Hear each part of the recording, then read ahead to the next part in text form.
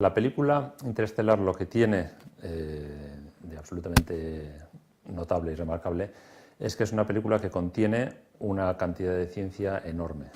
Es mucho más de lo que contiene cualquier otra película de ciencia ficción convencional, y es raro encontrar una película que además sea una película hecha taquillera que tenga este nivel científico.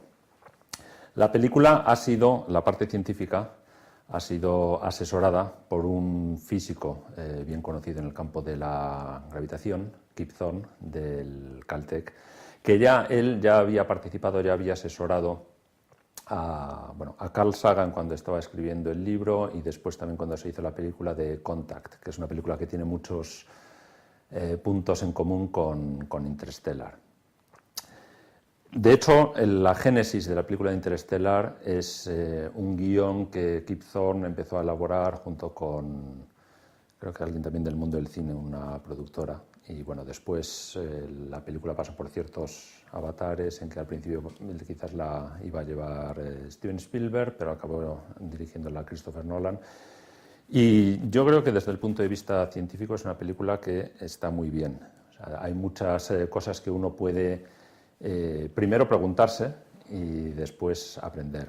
A partir de la película ha salido un libro. Kip Thorne ha escrito un libro que se llama The Science of Interstellar, en el que explica todo el fondo científico que hay en la película. Porque hay muchas cosas que, claro, en la película uno no se puede dedicar a explicar todas las partes científicas. Hay cosas que solamente se hacen de forma muy implícita o con frases, comentarios. Entonces, en el libro explica en mucho más detalle no solamente la parte científica, sino también cuáles han sido sus criterios a la hora de elaborar todos los aspectos científicos. El libro, creo que el libro y la película tienen en común, a mí me parecen un poco irregulares. Empiezan muy bien, la parte científica empieza muy bien, hacia el final empieza a ser ya más especulativa y un poco la base científica es menos fuerte.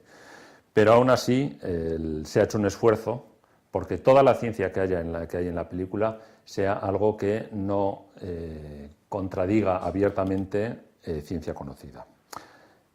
Kip Thorne explica en su libro que hay tres diferentes categorías en las que se pueden meter los diferentes aspectos científicos. Una de ellas es la primera, cosas que conocemos que es verdad, cosas que están bien establecidas, ciencia bien establecida. Después hay otras cosas que son ciencia que no está bien establecida, pero, o por lo menos no está demostrada, más que no está bien establecida, es ciencia que todavía está en una fase en que falta la verificación observacional o experimental, pero son cosas que la mayoría de los científicos consideran como buena ciencia. Y después hay otra parte en la que uno ya entra en una fase más especulativa, y en la que las reglas del juego son simplemente, puede ser algo especulativo. Lo que no tiene que suceder es que haya una contradicción flagrante con ciencia conocida, pero se deja ya más volar la imaginación. Entonces, estas tres fases un poco van también secuencialmente a lo largo de la película. La primera parte de la película, la mayor parte de la ciencia, es ciencia bien establecida, que conocemos bien, y hacia el final, también porque un poco para permitir las licencias del guión y llevar la película, darle un cierto interés al final, se va a cosas más especulativas.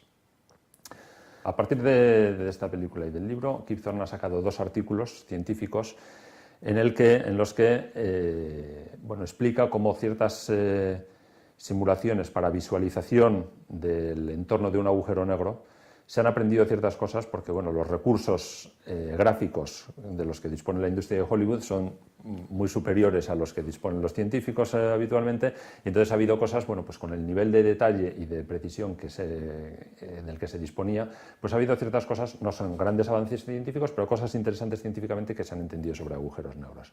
Entonces, toda la parte de lo que se refiere a la visualización del agujero negro es algo que está hecho de manera realmente soberbia. Es algo que es, estéticamente es muy bonito.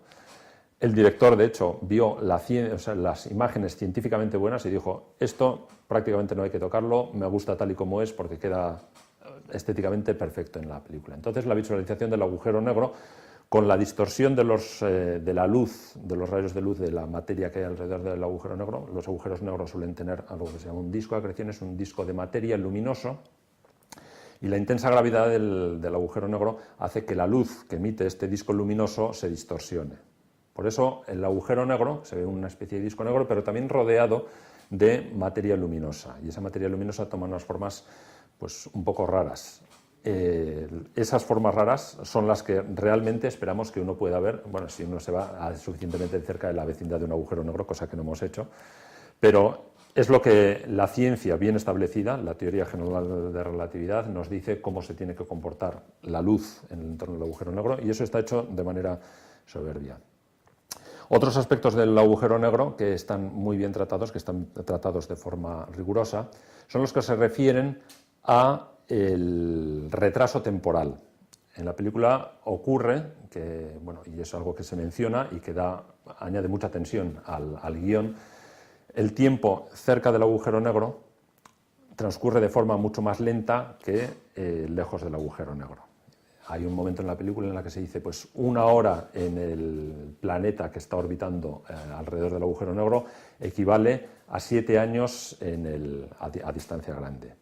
Y eso es algo que realmente ocurre. Ese tipo de retraso o dilatación temporal es un efecto que conocemos y que está bien medido. De hecho, no hace falta irse a un agujero negro, ocurre entre el sótano de una casa y la terraza. Entre el sótano de una casa y la terraza hay una diferencia.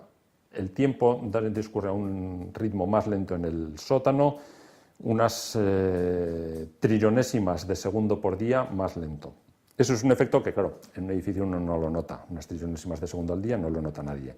Pero, sin embargo, es algo que todos tenemos experiencia de que ocurra porque es algo que es necesario para el buen funcionamiento de los aparatos de GPS.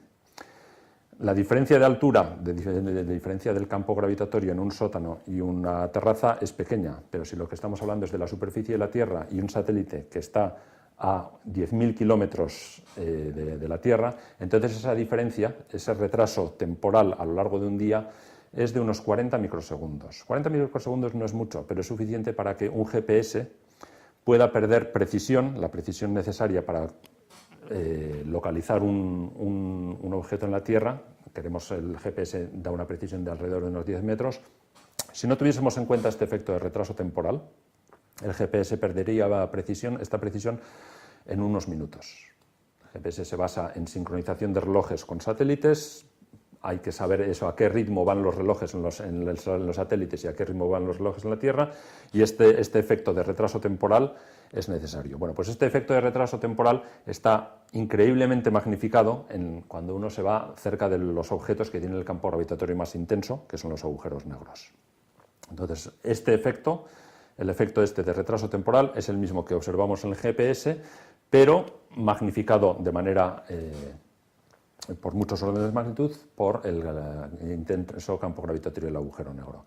El agujero negro que aparece en Interstellar es un agujero negro, además, por lo menos en muchos aspectos, es un agujero negro que tendría una masa del orden de 100 millones de masas de veces la masa del Sol. Tendría un tamaño también del orden de unos cientos de millones de kilómetros de radio, es un agujero negro muy grande, pero agujeros negros de este tamaño sí que creemos que existen y que hay típicamente en los núcleos, en los centros de las galaxias. En el centro de nuestra galaxia también hay un agujero negro muy masivo, no tan masivo como este. El agujero negro en nuestra galaxia tiene unos 4 millones de veces la masa solar, es también un agujero negro muy grande, pero los puede haber más grandes, de unos 100 millones de masas solares o incluso hasta miles de millones de masas solares. El que tiene en Interstellar, los cálculos están hechos, el cálculo de la masa, para que ese agujero negro pues, pueda darnos este retraso temporal y que toda la física de todo el movimiento de cómo uno se va acercando al agujero negro y que uno pueda estar en un planeta y que este planeta sobreviva, o sea, no se rompa bajo estos campos gravitatorios tan intensos. Todo esto está calculado, todo esto viene descrito en el libro, cómo todo esto se ha tenido en cuenta para que la parte científica de esto, aunque no se entra en los detalles en la película, pero por lo menos este agujero negro y la posibilidad de eso que haya un planeta, aunque eso no sabemos muy bien qué tipo de objetos pueden haber cerca de estos agujeros negros. Sin embargo, o sea, por lo menos es algo que esto es plausible. Hay algunos aspectos, los agujeros negros en los centros de las galaxias tienden a estar rodeados de más materia, de mucha materia, y esto sí que sería un problema para tener un planeta en el que pueda haber algún tipo de, que pueda sostener algún tipo de vida, vida humana si va allí o lo que sea. Pero esto, haciendo unas pequeñas suposiciones, relativamente pequeñas suposiciones científicas, uno puede quizás considerar agujeros negros que no están rodeados de tanta materia, que tienen un entorno que es más pacífico del que pueda ser el entorno típico de un agujero negro en el núcleo galáctico. Como digo, todo esto está discutido en el libro. Hay otros aspectos en la película, también se ha tenido en cuenta no solamente la parte de física, o sea, la física no es la única ciencia que hay en la película, hay también otras ramas de la ciencia que entran y que se han tenido en cuenta a un nivel detallado. Por ejemplo, la película comienza también con que en la Tierra hay alguna plaga o algo que afecta a las cosechas y que es algo relacionado quizás con cambio climático o algún tipo de plaga. Esto es una parte que es más de biología y también se ha tenido en cuenta a ver si puede ocurrir algún fenómeno así que afecte de manera masiva a cosechas y que ocurra en un intervalo de tiempo que sea del orden de décadas, pocas décadas. Esto también está discutido si esto es algo que puede ocurrir de forma tan rápida y lo que se ve es que es poco probable, pero es posible. O sea, sería posible que hubiese una catástrofe ecológica de ese calibre. También hay otros aspectos de ciencia que se tienen en cuenta, por ejemplo, los relacionados con geología, o diríamos más bien planetología. Cuando se va al planeta que está cerca del agujero negro, aparecen, por ejemplo, nubes congeladas y hay ciertas formaciones geológicas, y el tamaño de estas formaciones geológicas es algo que también está tenido en cuenta a la hora de diseñar el entorno del planeta, si esto es algo geológicamente plausible. Y hay otros efectos también en los que hay uno en particular que a mí me gusta. En la película hay un momento, cuando llegan al planeta están en una superficie cubierta de agua, no mucha agua, pero también les viene una ola enorme. Y hay una ola enorme que se les acerca y que después tiene impacto en lo que sucede en la película. La explicación de por qué aparecen en este planeta unas olas de este tamaño tan descomunal es interesante porque involucra dos tipos de física. Por una parte, la física de las mareas y por otra parte física relacionada con geología o planetología de planetas cerca de otros cuerpos muy masivos. La aparición de esta ola tan grande la podemos entender de la misma manera que entendemos las mareas. Por lo menos una parte de la explicación es el mismo mecanismo que hace que la Luna, la influencia gravitatoria de la Luna, cree mareas en la Tierra. La influencia gravitatoria de la Luna, como sabemos, hace que haya mareas, que suba y baje el nivel del mar siguiendo el campo gravitatorio de la Luna. Este efecto, lo que lo crea no es la Luna, sino un cuerpo que es muchísimo más masivo, como el agujero negro, este efecto se va a ver magnificado enormemente. Pero parte de la explicación de esta ola gigantesca es que está creada por las mareas que genera el agujero negro en el planeta. Pero también hay otra manera de explicar este efecto, o por lo menos otro efecto que contribuye, y es el siguiente. Si uno tiene un planeta o un satélite cerca de un cuerpo más masivo, y esto sabemos que ocurre, por ejemplo, en algunos satélites de Júpiter, en particular Io. Io es un satélite que está tan cerca de Júpiter que el efecto gravitatorio de Júpiter, el efecto de marea de Júpiter, no solamente afecta a lo que podría ser si tiene algún tipo de líquido, sino que afecta también a la roca, distorsiona la roca. Y esta distorsión de la roca de Io lo que crea es actividad volcánica y terremotos. Entonces, en el planeta de Miller, en la película de Interstellar, aparece también este efecto, porque por una parte tenemos, como he dicho, el efecto de la interacción directa sobre el agua, pero también si en este planeta se crean terremotos, estos terremotos van a crear tsunamis. Entonces, la ola que viene en el planeta está, por una parte, creada por el efecto de marea convencional, pero también por posibles terremotos que hay en el planeta. Y esto es algo que, es detalles interesantes que se tienen en cuenta a la hora de realizar la película. Y esto, como digo, esto es la parte de ciencia en general bien establecida. Después hay otras cosas que están menos bien establecidas. En la película aparece también, y juega un papel importante, un agujero de gusano que descubren los científicos en la Tierra, que ha aparecido en la vecindad, creo que es de Júpiter o de algunos de los planetas exteriores. Bien, agujeros de gusano que vienen muy bien en ciencia ficción para realizar viajes interestelares. En la película de Contact, de hecho, se utilizaba un agujero de gusano para viajar de la Tierra a un sistema solar a varios años luz de distancia. Los agujeros de gusano se han desarrollado en parte influidos por ciencia ficción.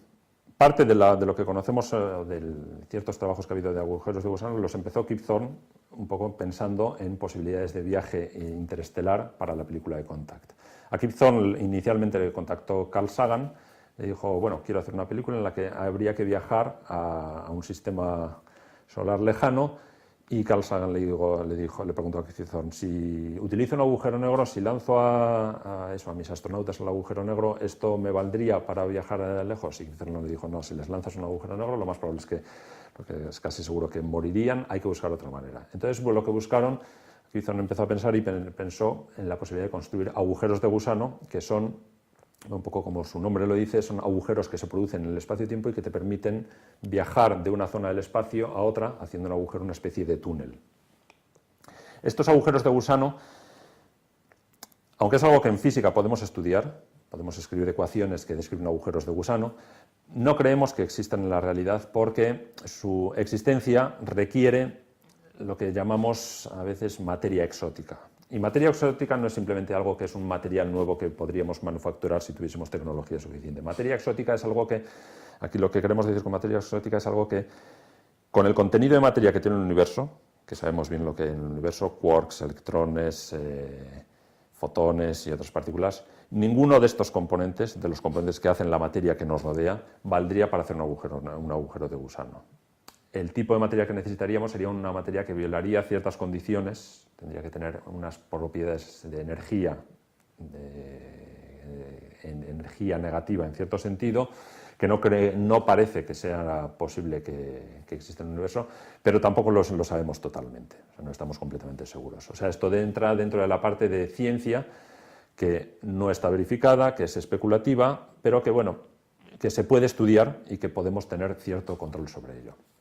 Entonces, estos agujeros de gusano, para formarlos, bueno, pues aquí en la película lo que se supone es que hay una civilización muy avanzada, mucho más avanzada de lo que nosotros estamos, y que, bueno, pues es capaz de manufacturar agujeros de gusano, y no solamente manufacturarlos, sino hacerlos de un tamaño suficientemente grande como para que pueda viajar una nave, y además que sean estables. Los agujeros de gusano que habitualmente estudiamos, los que uno puede estudiar escribiendo las ecuaciones, resolviendo las ecuaciones de Einstein, estos agujeros de gusano tienen habitualmente la propiedad de que son inestables, que si uno los forma inmediatamente se cierran mucho más rápido antes de que a uno le dé tiempo a cruzar el agujero de gusano.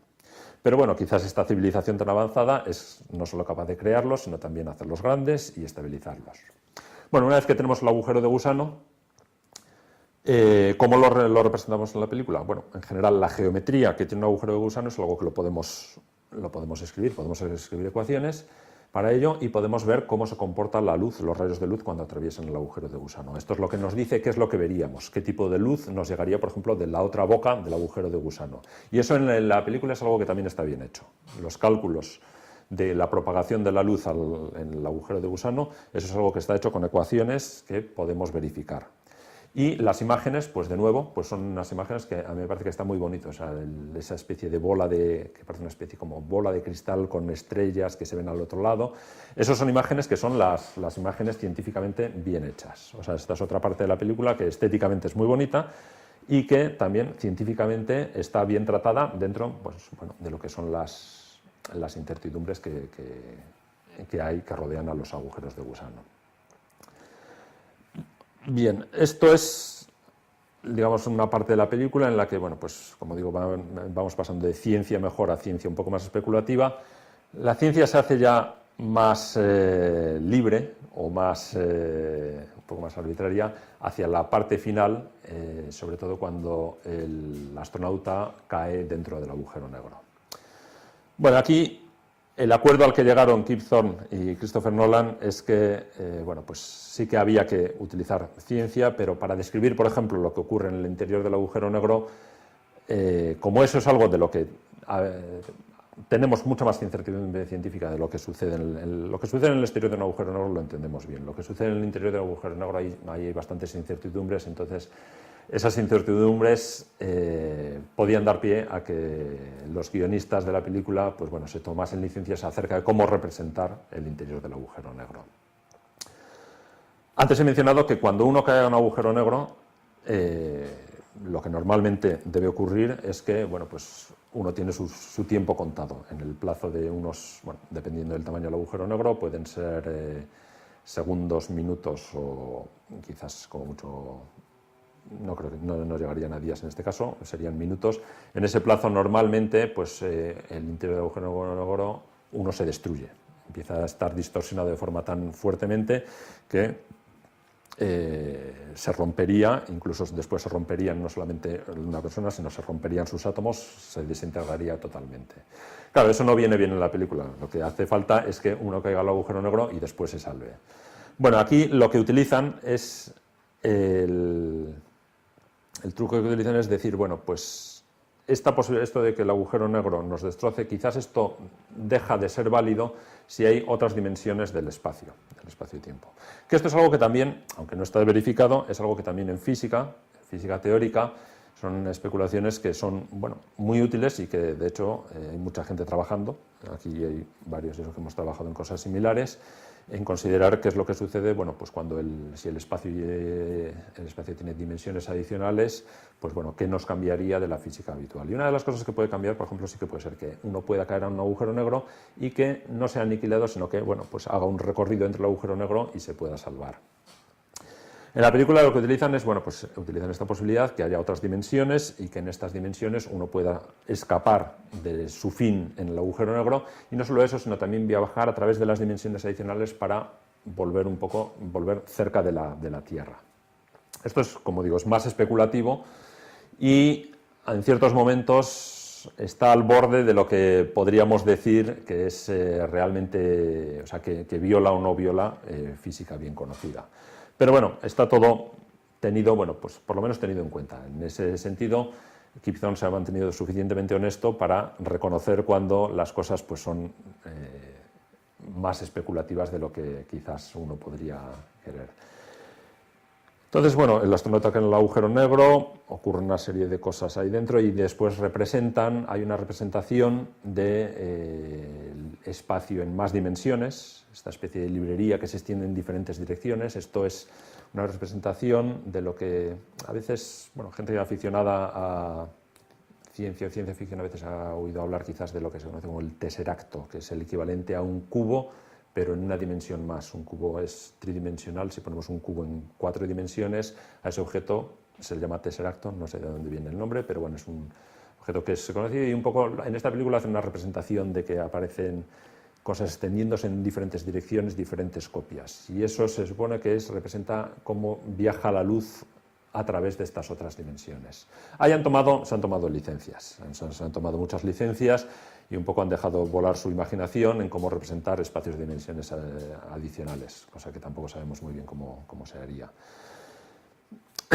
En la película utilizan eso, pues que el astronauta cae aquí, está moviéndose, o los seres estos más avanzados le están desplazando a través de dimensiones adicionales por el espacio y el tiempo.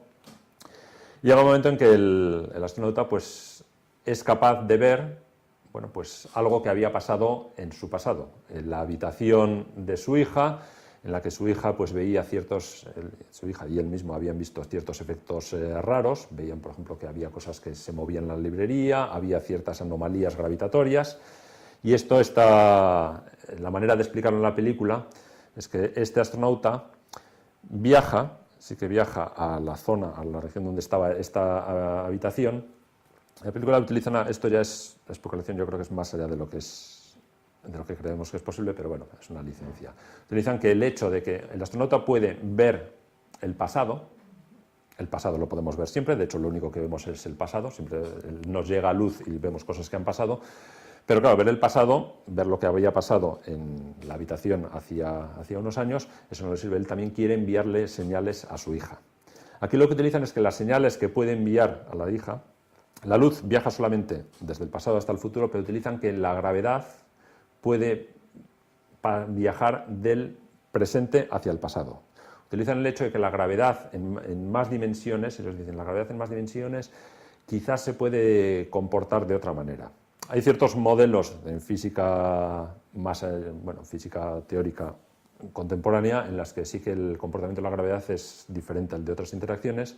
Aquí lo que lo utilizan es para decir que el astronauta puede enviar señales gravitatorias hacia el pasado y puede enviar señales gravitatorias que estas señales gravitatorias lo que hacen es pues que se muevan o caigan los libros en la librería de su hija o que las agujas del reloj hagan tic, tic, tic de una manera irregular y eso le sirve para enseñar señales de Morse. Esto se supone que estas señales están enviadas de forma gravitatoria. En la película hay un momento en que dice, creo que es el astronauta que dice, sí, no, es que la gravedad se propaga en el tiempo. Cuando yo veía eso, al ver la película decía, bueno, la gravedad se propaga en el tiempo, pero bueno, también yo me propago en el tiempo y no hago cosas raras. Aquí lo que querían decir es que la gravedad puede enviar señales, quieren utilizarla para enviar señales hacia atrás y hacia adelante del tiempo, que uno puede enviarlas de diferente manera. Esto no creo que es posible, no creo que nadie crea que es posible, pero bueno, en la película lo necesitaban para hacer este efecto de que sea el padre el mismo que está comunicándose con su hija cuando es pequeña hacia el pasado. Entonces, bueno, pues esa es la parte en la que la película, y yo creo que también el libro, ahí pues bueno, patina un poco más y entra más allá de lo que es una ciencia bien establecida. Aún así, por lo menos han hecho un esfuerzo en hacer algo que sea más científicamente más satisfactorio, porque ha habido películas anteriormente en que había agujeros negros. Hubo una película de Disney a finales de los 70, principios de los 80, en lo que sucedía es que del agujero negro salía Satán. Bueno, pues eso científicamente mejor lo dejamos. Entonces esta película, aunque tenga cosas que no están perfectamente establecidas, por lo menos hay un esfuerzo de encajarlas dentro de física conocida. Y esto yo creo que uno de los grandes méritos de esta película, por lo menos desde el punto de vista de alguien de la ciencia, el que pues está a un nivel científico que es muchísimo superior, muy, muy superior al de cualquier otra película de ciencia ficción que yo haya podido ver. Hay otros aspectos científicos más relacionados con la forma en la que se presenta a los científicos y a la ciencia que hacen, en los que en la película tiene aspectos buenos y otros aspectos no tan buenos. En la película aparecen, por ejemplo, hay pizarras y hay gente escribiendo en pizarras y hay ecuaciones. Bueno, esas pizarras y esas ecuaciones las ecuaciones que aparecen son ecuaciones de ciencia de verdad. Son ecuaciones que uno puede encontrar artículos como los que aparecen, los que tengo por aquí, y ecuaciones, hay un momento en que la hija del astronauta, la chica pelirroja, está escribiendo en la pizarra ciertas ecuaciones, entonces muchos de los que trabajamos, yo creo que todos los que trabajamos en teoría de cuerdas, en ese momento decimos, wow, está escribiendo la acción efectiva de teoría de cuerdas a bajas energías. Y dices, bueno, pues eso sí, eso es algo que, no es, muchas veces en películas en las que aparece ciencia, las ecuaciones y las matemáticas que aparecen son grotescas, son simplemente eso, cosas sin mucho sentido, donde aparecen raíces cuadradas o signos de integral, pero que no tienen sentido. En este caso, las ecuaciones tienen sentido, y las pizarras que hay llenas de ecuaciones, esas las han escrito los científicos, las ha escrito Kip Thorne y algunos compañeros suyos, representando precisamente la ciencia que ellos han utilizado para dar base a la película. Entonces eso es algo que, pues quizás hace falta estar más metido en el campo para apreciarlo, pero es algo que son detalles que añaden pues valor y credibilidad a la película.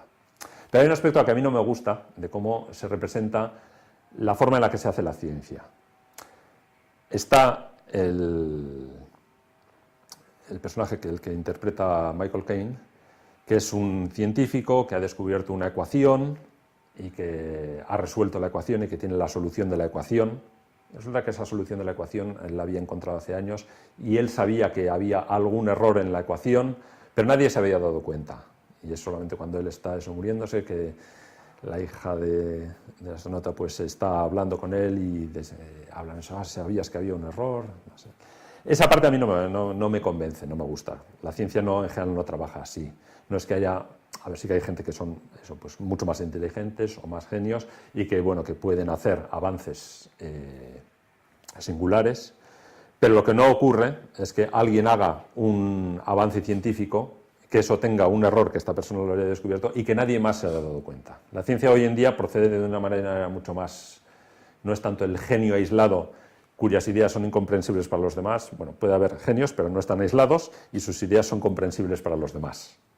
O sea, si alguien propone alguna idea buena y eso tiene un error, otros se van a dar cuenta de ello y no va a ser un error que se va a dar cuenta solamente una persona y que eso no va a ocurrir. O sea, están ahí, caen un poco en el tópico eso del genio incomprensible para los demás y que está muy por encima de los demás, y eso es algo que no ocurre en ciencia. No ha ocurrido, desde luego actualmente no ocurre, y desde hace mucho tiempo yo creo que eso es algo que no es simplemente parte del folclore popular de cómo se representan los científicos, pero eso no está bien. Y en ese sentido un poco la película me decepcionó, porque bueno, pues ya que ha habido un esfuerzo tan grande de representar la ciencia y representar bueno, la actividad científica, aspectos de la actividad científica, representarlos bien, pues eso es un fallo que creo que lo podrían haber evitado.